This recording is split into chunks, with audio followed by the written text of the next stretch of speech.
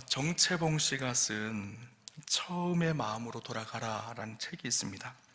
그 책에는 세상에서 가장 짧은 동화들이 실려져 있습니다. 짧지만 우리에게 깊은 울림을 주는 그런 동화의 내용들이 실려져 있는데요, 그 책에 실려있는 한 이야기입니다. 세탁소에 갓 들어간 새 옷걸이한테 헌 옷걸이가 한마디 하였습니다. 너는 옷걸이라는 사실을 한시도 잊지 말길 바란다. 그 새 옷걸이가 묻습니다. 왜 옷걸이라는 것을 잃지 말라고 그렇게 강조하십니까? 라고 물었습니다. 그러자 헌 옷걸이가 이렇게 얘기합니다. 잠깐씩 입혀지는 옷이 자기의 신분인 양 교만해지는 옷걸이들을 그동안 내가 너무 많이 보았기 때문입니다. 자신의 본체를 정확하게 파악하고 있어야 한다는 뜻입니다.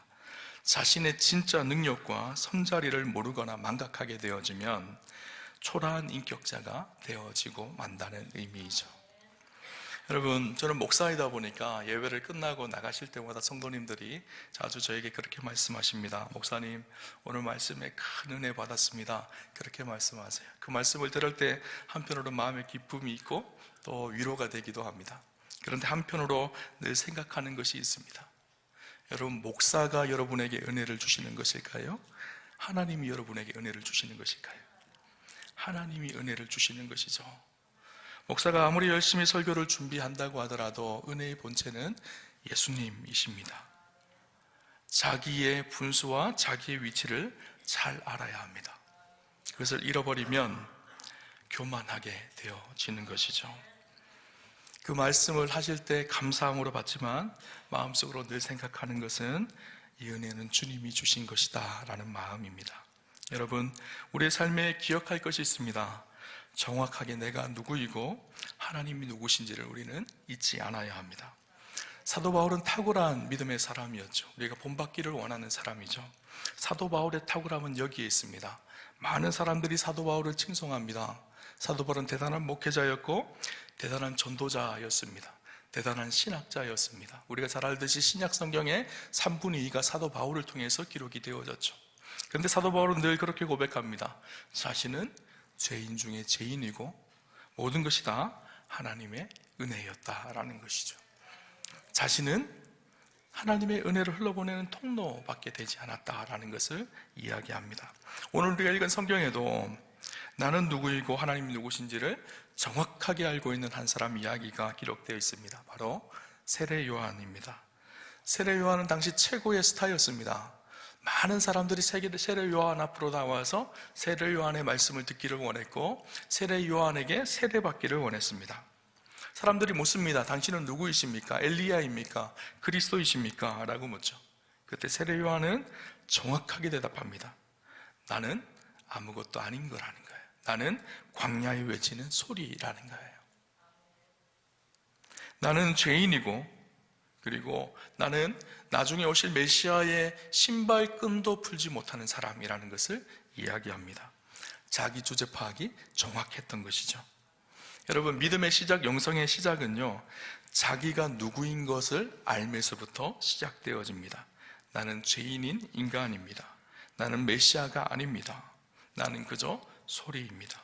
오늘 본문 15절에 보면 세례 요한의 고백이 나옵니다. 요한이 그에 대하여 증언하여 외쳐 이르되 내가 전에 말하기를 내 뒤에 오시는 이가 나보다 앞선 것은 나보다 먼저 계심이라 한 것이 이 사람을 가리킴이라 하니라. 내 뒤에 오시는 분이 계시는데 사실 그분은 나보다 앞선 분입니다. 이렇게 이야기하고 있어요. 이 말의 의미가 무엇인가 하면 그분은 나보다 선재하신 분, 이미 계셨던 분이라는 분이에요. 그분이 우리의 진짜 메시아이고 그리스도라는 고백인 것이죠. 세례 요한은 자신의 영광을 취하지 않습니다. 오늘 본문 23절을 보면 23절에 이렇게 기록하는데 우리 같이 한번 읽어보도록 하겠습니다. 같이 보겠습니다. 이르되 나는 선지자 이사야의 말같이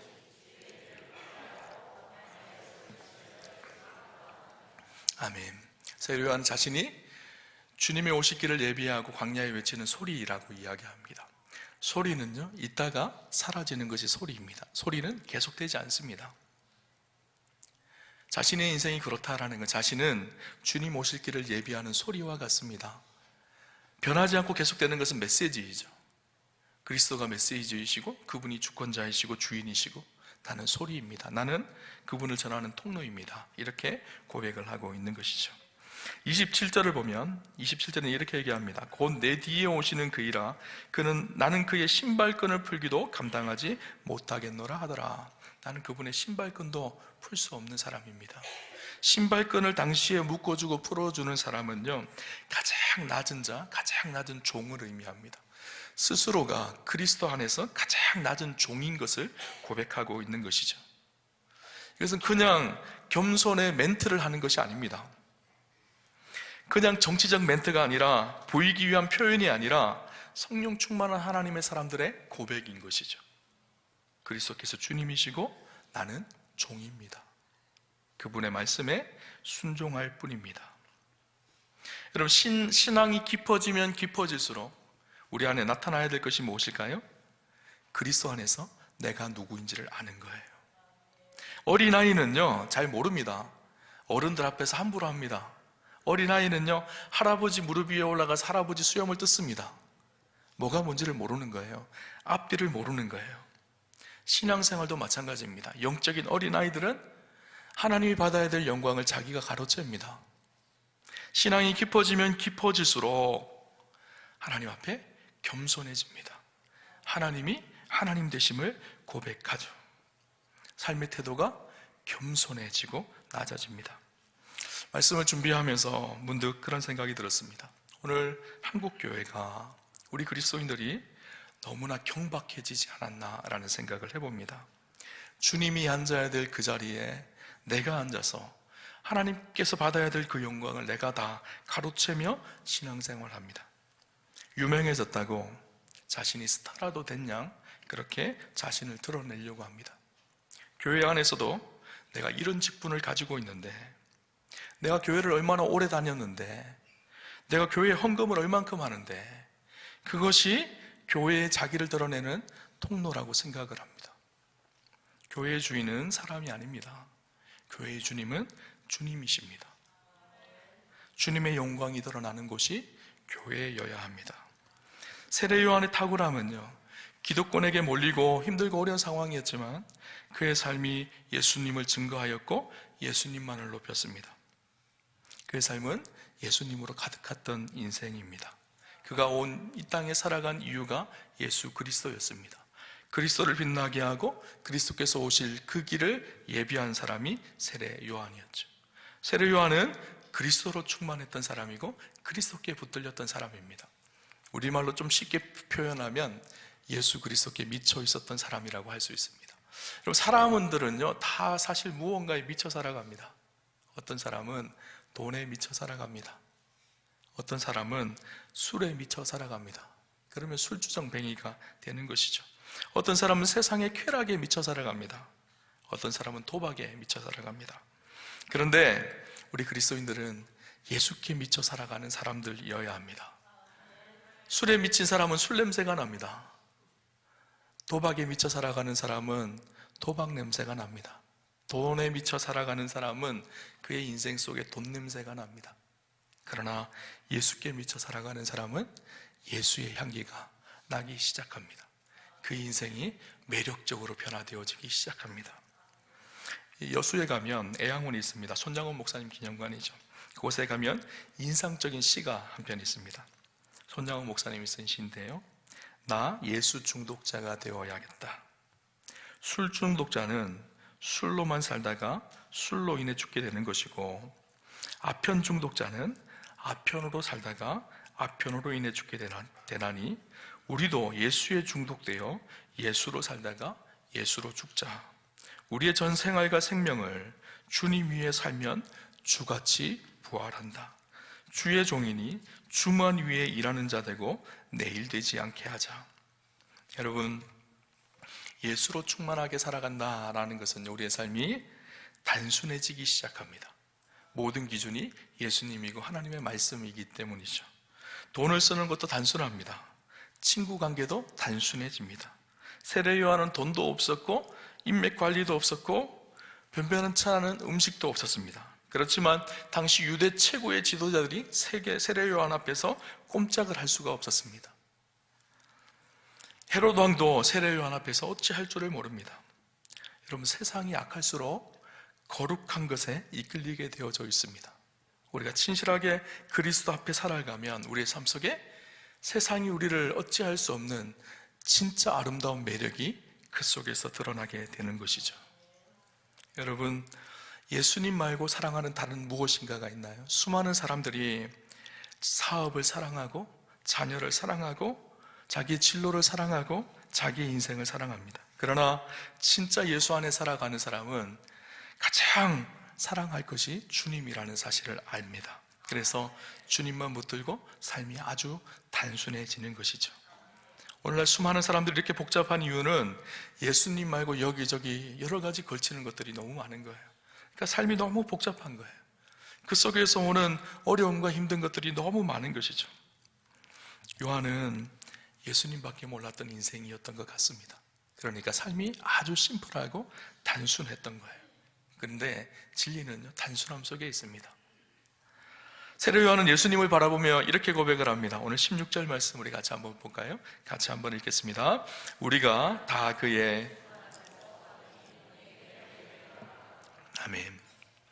세례 요한이 예수님께만 붙들려 있었던 그 세례 요한이 예수님을 향해서 이렇게 얘기합니다. 다 그의 충만한 데서 받으니 은혜 위에 은혜로라. 예수님을 바라보며 그분 안에는 충만한 은혜가 있다는 거예요.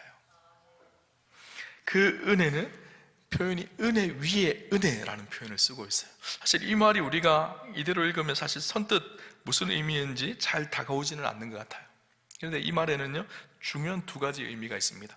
첫 번째, 이렇게 해석이 되어집니다. 은혜 위에 은혜라는 말은요, 은혜 중에 은혜, 가장 큰 은혜를 말하죠.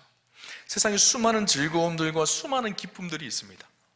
그러나 그런 것들보다 가장 큰 은혜, 가장 큰 기쁨은 무엇일까요? 바로 예수님이에요. 세례 요한이 그 이야기를 하고 있습니다. 그래서 요한복음 1장 14절에 보면 말씀이 육신이 되어 우리 가운데 거하심에 우리가 그 영광을 보니 아버지의 독생자의 영광이요 은혜와 진리가 충만하더라. 말씀이 육신이 되어 이 땅 가운데 오셨다라는 거예요. 여러분, 하나님이신 그분이 인간의 몸을 입고 이 땅 가운데 오셨습니다. 여러분, 이것이 이해가 되나요? 뭐 공상 과학 영화에 나오는 것처럼 그런 이야기 같이 느껴지시나요? 당시에요, 유대교 사상이나 그리스 철학 사상 속에서 하나님이신 그분이 인간의 몸을 입고 이 땅에 오셨다는 사상은 아무 곳에서도 없었습니다. 그런데 하나님께서 죄인된 우리를 위해서 인간의 몸을 입고 이 땅에 임마누엘로 오셨습니다. 경천동지할 만한 이야기예요. 상상할 수도 없는 일이 일어났습니다. 우리 인간은요, 참으로 황공할 만한 일이 일어난 거예요.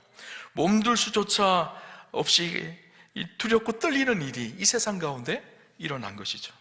이것이 정말 은혜라는 거예요. 이것이 진짜 은혜라는 거예요. 이것을 우리는 임마누엘이라고 합니다. 하나님이 우리 가운데 오셔서 우리 가운데 거하신다라는 거예요. 그럼 덴마크의 유명한 철학자 키에르케고르가요, 이 성육신에 대해서 이렇게 설명을 했습니다. 어느 나라에 왕자가 있었어요. 백성을 시찰하기 위해서 자기가 다스리는 나라로 이렇게 시찰을 다닙니다. 시찰을 다니고 돌아오는데 한 시골길에서 한 가난한 처녀를 만납니다. 근데 그 처녀가 너무 아름다운 거예요. 첫눈에 반해버렸어요. 그래서 왕궁으로 돌아왔는데 자꾸 그 아가씨 생각만 나는 거예요. 그 아가씨가 너무너무 보고 싶고 너무너무 사랑해서 결국 상사병에 걸렸습니다. 왕궁에 있는 의사들이 와서 진료를 해도 그 병이 무슨 병인지 아무도 찾지를 못하는 거예요. 그런데 한 노련한 의사가 진료를 하고 나더니만 당신의 병은 육신의 병이 아니라 마음의 병입니다 라는 것을 알게 되어졌어요. 그때 이 왕자님이 이야기를 합니다. 내가 사실은 이렇게 저렇게 되어져서 한 아가씨를 너무 사랑한다고. 그래서 이 의사가 하는 말이, 아니 왕자님, 당신은 온 세상을, 우리나라를 다 다스릴 수 있는 권한이 있는데 그 여인 당신이 사랑하면 데리고 와서 당신의 아내로 삼아버리면 됩니다. 왜 그러십니까? 라고 이야기를 했어요. 그러자 이 왕자님이 아주 명언을 했습니다. 내가 그 처녀의 몸은 데려올 수 있겠지만 어찌 그 마음까지 데려올 수가 있겠습니까? 힘으로 끌고 올 수는 있겠지만 그 마음까지는 내가 어떻게 얻을 수가 있겠습니까? 라고 이야기한 거예요. 그래서 의사가 맞다는 거예요. 그리고 나서 왕자님이 이렇게 얘기합니다. 그러나 한 가지 방법이 있는 것 같습니다. 내가 목동에 복장을 하고 가서 그 처녀의 집에 근처에 거하면서 그 처녀에게 나의 사랑을 보여주고 그 처녀에게 청혼하는 그 길밖에 없는 것 같습니다. 그렇게 이야기를 했다는 거예요. 이것이 성육신의 모습을 예화로 들은 겁니다. 하나님이신 그분이 우리를 너무너무 사랑하셔서 역사 속으로 들어오셔서 우리에게 사랑을 보여주신 사건이 바로 성육신 사건이에요. 사랑 중에 최고의 사랑은요, 사랑하는 대상 자체가 되려고 하는 겁니다. 여러분, 사랑하는 사람이 아프면 어떻게 생각하죠? 내가 대신 아팠으면 이렇게 생각하잖아요. 사랑은 그것입니다. 하나님께서 우리를 너무너무 사랑하셔서 그 사랑을 표현하기 위해서 인간의 몸을 입고 이 땅에 오셨죠. 그것이 성육신이고 바로 성탄절의 의미입니다. 여러분, 오늘 성경에 보면 말씀이 태초부터 있었다라고 말합니다. 그 태초부터 있었던 말씀은 하나님이었다고 성경은 이야기하고 있죠. 하나님께서 그 말씀으로 계셨던 그 하나님께서 이 땅 가운데 육신이 되어서 오셨다라고 말합니다. 말씀이 육신이 되었다라는 거예요. 원어로 보니까요, 호 로고스 사르크 에게네토라는 단어로 기록되어져 있어요. 이 말은 무슨 말인가 하면 로고스, 말씀이 사르크가 되었다, 육신이 되었다란 말이에요. 그런데 말씀이 육신으로 변화되었다라는 것이 아니라 말씀은 여전히 말씀의 존재를 그대로 가지고 있으면서 육신을 취해서 덧입게 되어졌다라는 거예요. 그러니까 말씀으로서 하나님으로서의 원래의 본체를 그대로 가지고 인간의 몸을 입고 오셨다라는 거예요. 그 말은 무슨 말일까요? 그분은 완전한 하나님이시면서 동시에 완전한 인간의 모습으로 신성과 인성을 함께 가지신 분이 그리스도라는 것을 의미합니다. 그 하나님이 왜 사람이 되셨을까요? 우리 가운데 거하시려고. 이 거하다라는 말이요, 영어 성경으로 보니까 dwell이라는 단어로 되어 있어요. 이 dwell이라는 단어는 숙소를 정해서 그곳에 머물러 산다라는 거예요. 주님이 역사 속에 들어오셔서 우리와 함께하고 우리와 함께 살기 위해서 장막을 치고 이곳에 머무신다라는 거예요. 그 주님이 하나님의 영으로 우리 가운데 오셨습니다. 지금 우리 가운데 거하시고 우리와 함께 하십니다. 임마누엘의 주님이십니다. 저 여러분이 별 볼 일 없는 하찮은 인생이지만 그럼에도 불구하고 우리 인생이 위대한 이유가 있습니다. 왜 그럴까요? 살아계신 하나님이 우리와 함께 하시는 거예요. 여러분, 한 분 한 분이 다 존귀한 인생이 되어졌어요. 그리스도가 우리와 함께 하시기 때문이에요. 그래서 사도 바울은요, 고린도후서 4장 7절에서 10절에 이렇게 이야기하거든요. 우리 같이 한번 읽어볼까요? 같이 한번 보겠습니다. 우리가 이 보배를 질그릇에 가졌으니 이는 심히 큰 능력은 하나님께 있고 우리에게 있지 아니함을 알게 하려 함이라. 우리가 사방으로 우겨쌈을 당하여도 쌓이지 아니하며 박해를 받아도 버림받지 아니하며 우리가 항상 예수의 죽음을 몸에 짊어짐은 예수의 생명이 또한 우리 몸에 나타내게 하려 함이라. 아멘. 바울이 뭐라고 얘기하고 있죠? 우리는 연약한 질그릇 같은 존재라는 거예요. 그런데 우리에게 무엇이 담겨졌다고요? 보배로우신 주님이 담겨졌다는 거예요. 그래서 뭐라고 얘기하고 있죠? 사방으로 우겨쌈을 당하여도 쌓이지 아니하고 답답한 일을 당하여도 낙심하지 아니하고 박해를 받아도 버림받지 아니하고 거꾸로 뜨림을 당하여도 망하지 않는 것이 우리 인생 되게 하셨다라는 거예요. 여러분, 예수의 생명이 우리 안에 있습니다. 저 여러분의 인생이요, 예수 그리스도 안에서 존귀한 인생이 되었습니다. 그것이 우리에게 주어진 최고의 은혜 중에 은혜라는 거예요. 그런데 그 은혜는 특징이 있습니다. 그 은혜는요, 세상이 잠깐 주는 은혜와 다릅니다. 완전한 만족과 기쁨과 영원히 고갈되지 않는 은혜라는 것을 이야기합니다. 그래서 은혜 위에 은혜라는 말은요, 은혜 중에 최고의 은혜라는 말이 되기도 하지만 동시에 끊이지 않는 풍성한 은혜를 말합니다. 은혜가 있고 그 은혜가 그 은혜로 끝나는 것이 아니라 또 다른 은혜가 있고 또 다른 은혜가 있다는 거예요. 영어 성경을 보니까 여러 번역 성경들을 보면 공동 번역 성경에는 은혜 위에 은혜라는 말을요, 은총을 받고 또 받았습니다 이렇게 기록을 합니다. 하나님의 은혜를 받고요, 끝난 것이 아니라 또 받는 거예요. 그리고 또 받는 거예요. 세상이 주는 즐거움은 어떻죠? 한 번 받으면 끝납니다. 그러나 우리가 언제든지 그리스도 앞에 나아가면 그분의 은혜가 멈추지 않고 은혜 위에 은혜로 계속적으로 우리 가운데 임한다라는 거예요. NIV 성경을 보니까요, one blessing after another 이렇게 되어 있습니다. 한 축복과 은혜가 오면 또 다른 은혜가 밀려오고 또 다른 은혜가 밀려온다라는 거예요. 마치 한 성경 주석가는 이렇게 얘기했어요. 바닷가에 서면 파도가 밀려오잖아요. 파도가 밀려왔다가 밀려가는 것 같지만 또 다른 파도가 밀려옵니다. 또 다른 파도가 또 밀려옵니다. 또 다른 파도가 계속 밀려옵니다. 언제까지 밀려올까요? 지구가 끝나는 그날까지 계속 밀려오는 거예요. 예수님으로부터 오는 은혜가 그렇다라는 거예요. 한 번으로 끝나는 것이 아니라 그분 앞에 나아가기만 하면, 그분 앞에 서기만 하면 언제든지 반복성을 가지고 우리 안에 끊임없이 새로운 은혜가 부어지는 것, 이것이 은혜 위에 은혜라는 거예요. 세례 요한이 예수님을 바라보며 그분은 우리에게 은혜 위에 은혜를 주시는 분이라는 거예요. 세상의 즐거움과 세상의 은혜와 다른 은혜를 주시는 분이라는 것을 이야기합니다. 우리가 이 세상을 살아가면서 이 세상을 승리하는 비결이 어디 있을까요? 살아계신 주님과 동행하며 그 은혜 위에 은혜를 누리며 살 때 이 세상에 승리가 있는 거예요. 우리가 살아가는 세상이 힘들고 고달프고 눈물나고 어려운 일들이 있습니다. 그리스도인이라고 이것을 피해가는 것이 아닙니다. 세상 속에 아픔과 고통이 가득합니다. 그러나 다른 것이 있습니다. 살아계신 하나님이 우리와 함께 하시기에 은혜 위에 은혜를 누리는 사람들이 그리스도인입니다. 누구든지 주님 앞에 나아가면 그분의 한없고 풍성한 은혜가 우리를 붙들고 이 세상을 승리하게 만드는 것이죠. 여러분, 어떤 사모님의 간증입니다. 이 사모님이요, 목사님의 딸로 태어났어요. 근데 그 목사님이, 아버지 목사님이 개척교회를 하신 거예요. 얼마나 힘들어요. 자기 어머니를 바라보면서요, 자기는 절대 내가 산모는 되지 않아야 되겠다 생각을 한 거예요. 자기 엄마가 너무너무 힘들고 어렵게 살아가는 모습을 보면서 자신은 죽어도 사모가 안 돼야 되겠다. 그것이 기도 제목이었었어요. 하나님, 나는 사모가 되지 않기를 원합니다. 그렇게 기도를 하면서 살았대요.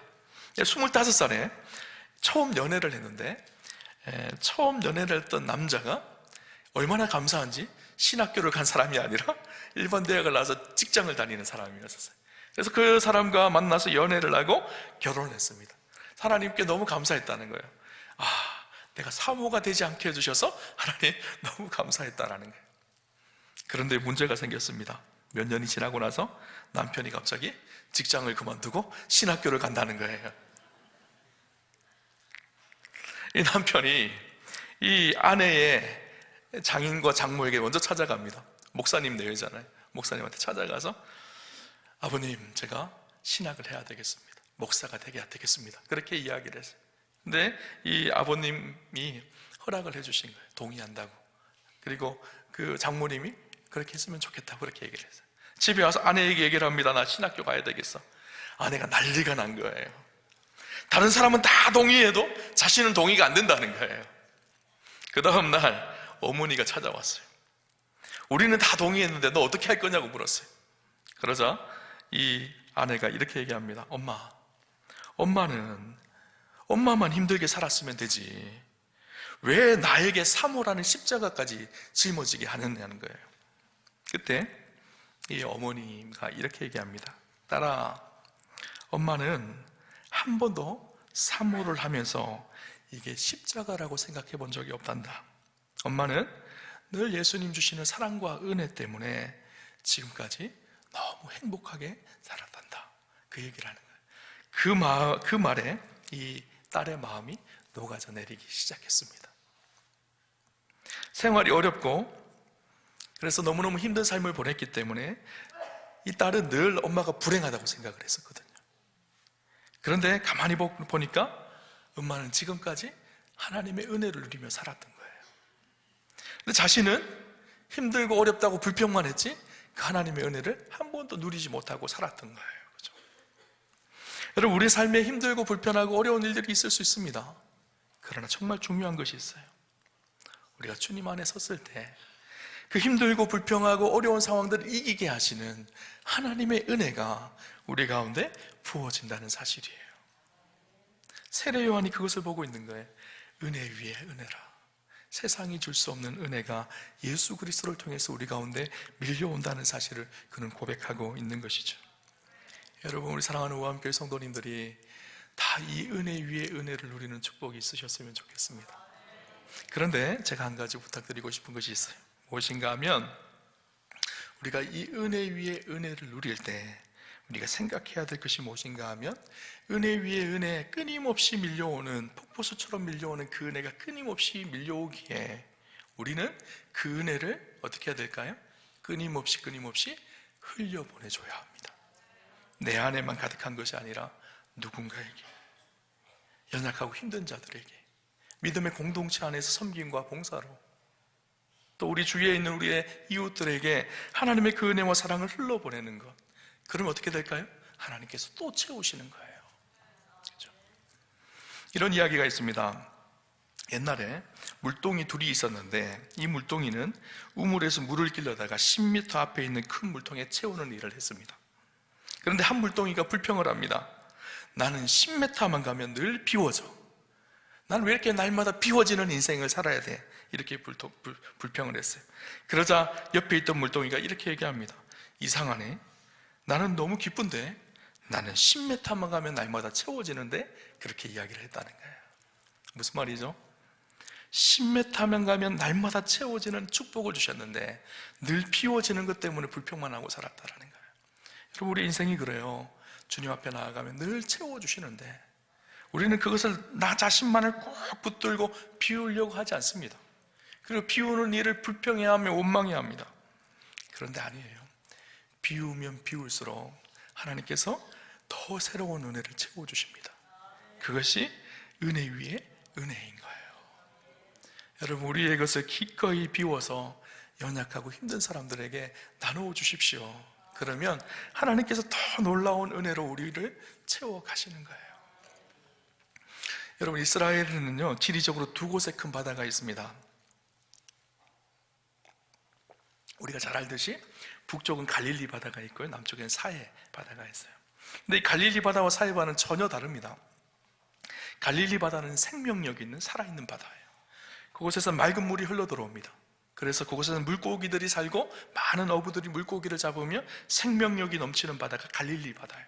근데 사해 바다는요, 죽은 바다예요. 그래서 사해입니다. 지구에서 가장 낮은 곳인 거예요. 근데 다른 차이점이 있어요. 갈릴리 바다는 위에 헐몬산에서 내려오는 깨끗한 물이 날마다 흘러 들어옵니다. 그리고 그 물이 고였다가 또 흘러나갑니다. 요단강을 통해서 흘러내려갑니다. 고여있지 않는 거예요. 계속 흘러가는 거예요. 반면에 사해는 요단강을 통해서 흘러 들어온 물이 갇힙니다. 그곳에 고여요. 그래서 흘러가지를 못해요. 그래서 그 염분에 흡수되어져서 짠 염분을 내면서 아무것도 살 수 없는 그런 바다가 되어집니다. 그리고 우리 인생도 마찬가지입니다. 하나님께서 우리에게 날마다 맑은 은혜를 흘러보내세요. 새 은혜를 부어주세요. 그것이 내 안에 머물다가 그것이 누군가에게 흘러갈 때 가장 아름다운 믿음의 역사가 우리의 삶 속에 나타나게 되어져 있습니다. 하나님 주시는 은혜를 내 안에만 가두지 마세요. 신앙생활은요, 나 혼자만 하는 것이 아닙니다. 믿음의 공동체가 있고 우리가 섬겨야 될 세상이 있고 우리가 섬겨야 될 우리의 이웃이 있습니다. 그들에게 기꺼이 흘러보낼 때 참된 생명의 역사가 이 땅에서 회복되게 되는 것이죠. 저는 우리 사랑하는 우암교회 성도님들이 오늘 본문의 말씀처럼 세례 요한의 고백처럼 주님을 바라보며 은혜 위에 은혜로라 라는 고백을 가지고 세상 속에 하나님의 그 은혜를 흘러보내는 축복의 통로로 살아가는 그런 복된 삶이 되시기를 주님의 이름으로 축원합니다.